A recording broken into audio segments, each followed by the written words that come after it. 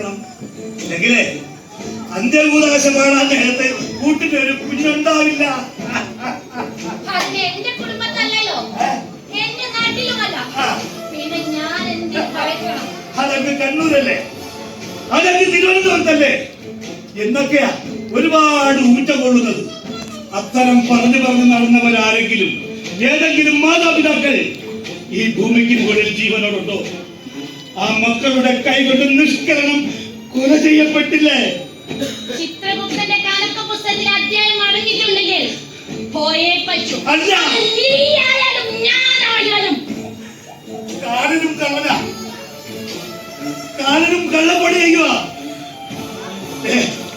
എന്തിന്റെ പേരിലാണെങ്കിലും എടോ കാല, MDMA കഞ്ചാവോ ബ്രൗൺസുകളോ എന്തുമാകട്ടെ, എന്തിന്റെ പേരിനാണെങ്കിലും ജന്മം നൽകിയ മാതാപിതാക്കൾ